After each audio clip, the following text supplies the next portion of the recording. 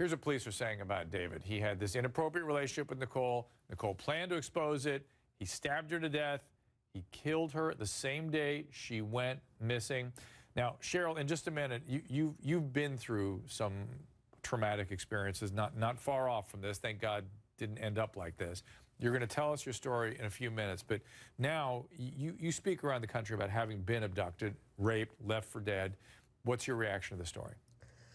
Well, it's understandable that she went with them from her perspective. If you look at her life and what she'd endured, which was she had a liver transplant as a young age for a tumor. She had non-Hodgkin's lymphoma. She had tracheostomies. She'd had chemotherapy, and she had scars, and she felt bad about herself. She had scars. She felt different.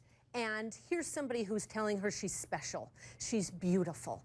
He can make her dreams come true, in essence. And so why wouldn't she go with him in one regard? In this young man, this David Eisenhower, we saw him talking about his career as a young track star in high school. He seemed like another high school kid. He seems like a normal guy. No telltale signs that, oh, this guy is going to be a psychopath. This guy's going to be a murderer.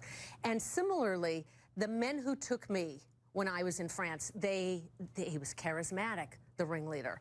He was walking by shops and waving, and people were saying hello. And I thought, in the absence of any other, verification of who he was, I thought, oh, people like him. He seems cool. They know him. How old were you? It was 18. And what happened? He had a camera around his neck and approached me and said, "Are you a model? I can make you one." And I kind of felt he was a little creepy in a way, like this isn't a good idea, I know better. But I went. I'm from a small town. I thought it would get me into living in the big city. And you can kind of fill in the details with your mind, but they held me at an abandoned construction site. Oh. Beat me mercilessly and everything you can imagine, and eventually dumped me and left me for dead. And then one of them chased me, and I ran for my life. Was this happen over hours or days? It happened over days. It just sounds unsurvivable. How did you survive it?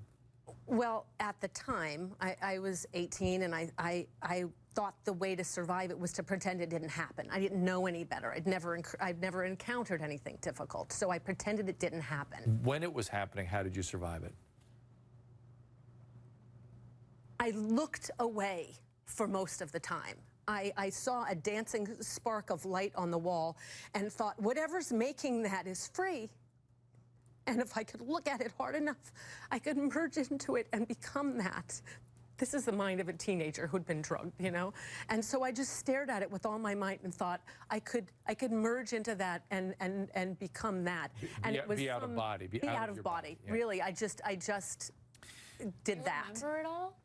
Or is I it remember so parts of it. I remember lying in my own urine, on a cement floor. I remember this. I remember pain. It's a very typical description. I mean, you had a little creative twist on it in terms of what you imagined, but it's people see themselves, they're out of body, they shut down and go to another place.